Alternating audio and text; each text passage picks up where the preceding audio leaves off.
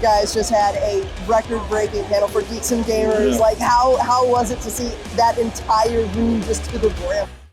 It's unreal, man. It's been an unbelievable experience, and it just shows that what we do, it does resonate with people. And that's what it's about. Hello, everyone, and welcome to Self-Published Writing from the Heart. I'm Jessica Calais Sheffield, and this is our special guest, Eric D. July, everyone. Thank you. Appreciate you. I know a lot of people discovered me through the Rippaverse, but I was on YouTube doing a lot of commentary stuff as well as just music stuff since I was 16 years old. That was 2006, 2007 when I first started. But yes, had the opportunity of being in a couple of successful Billboard charting bands, right? Kinda. Yeah, you were Billboard. You charted Billboard. It was okay. But no, it was, I certainly lived. And a lot of what I applied with the Rippaverse was stuff that I learned along the way doing music, especially with Backwards. And by the way, my photographer over here is actually a band member of mine, in Alex. So, but yeah, we learned so much along the way because we were very much doing the independent thing as well then. And there's a big time crossover with like comic books, as well as like the music stuff as far as like publishing is concerned. So I picked up a lot of knowledge along the way.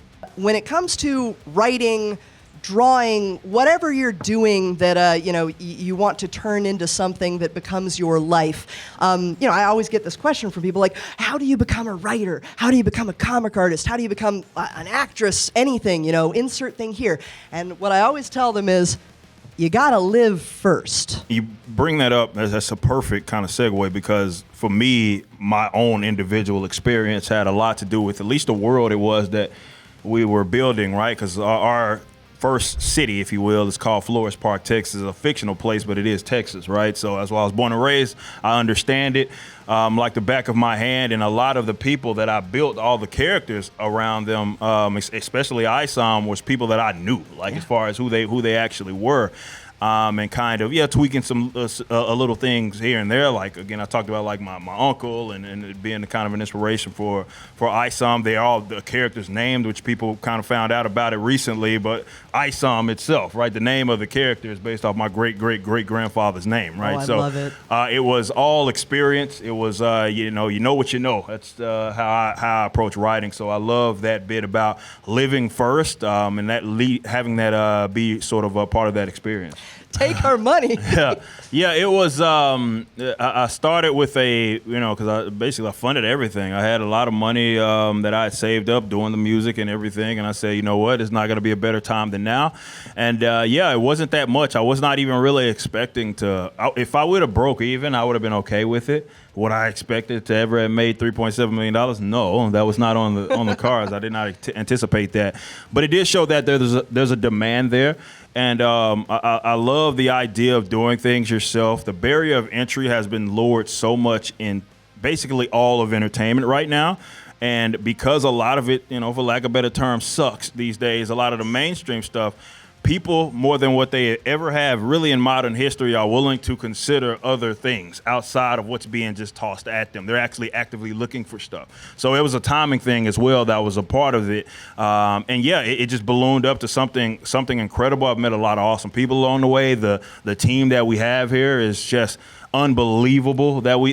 Everything that we built here has just been a godsend, and I'm really extremely blessed to be in this situation. So it's a perfect time to be having this discussion because there's going to be a lot more me's in whatever genre of entertainment it is that you're doing. The ISOM comics, you took, was it a GoFundMe? What did you use? So what I did was I took the transparency. Crowdfunding has changed everything for everybody, right? So I took the transparency of what the Kickstarters as well as the Indiegogos of the world were doing, and I said, I really, really wanted to be independent, and I did a lot of research. I said I couldn't justify, this is for me, I'm not advising anybody to do it unless you got $300,000 just sitting around in your bank.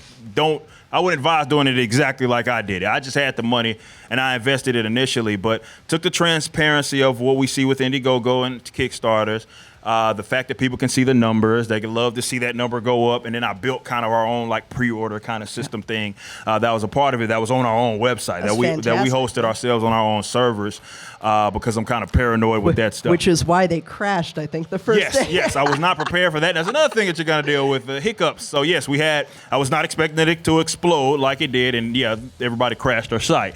So that came with its other set of challenges, but I learned so much, and like this recent campaign, that was we had no problems at all. We got all the kinks figured out there, but yeah, it's so many different ways to do it now that I'm seeing.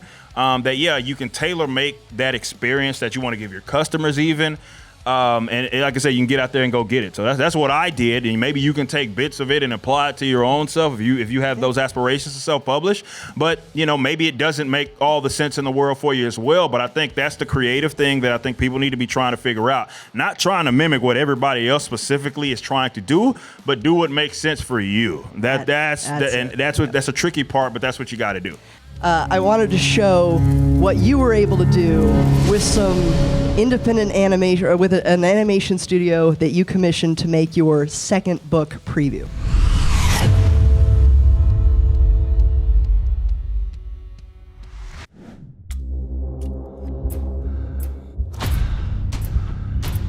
Time is a fascinating thing. We often like to think of it as something that just is. But too many people let the past determine who they are.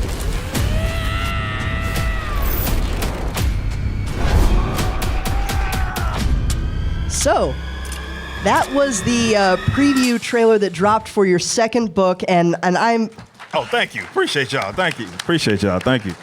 Thank you. I don't know about you, but if I saw something that I wrote put forward like that's gotta feel good, right? It's a different animal to see it like that. Like, I never thought I would ever be in that position to do that. So when we really put pen to pad and we were like, we're gonna do this, right? And to see it start to come to life in the early stages, all the sketching.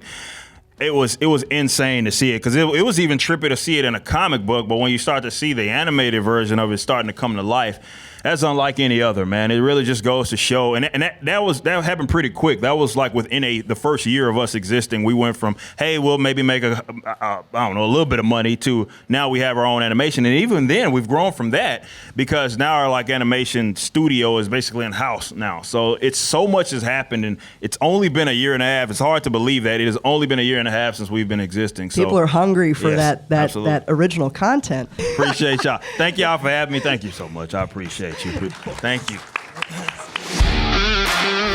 Thanks for watching. Be sure to head over to Rippaverse.com to check out our comic book company. We have books, plenty of merchandise, and even some glorious animations from Rippaverse Studios. Next up, possibly our most anticipated book thus far, Yaira.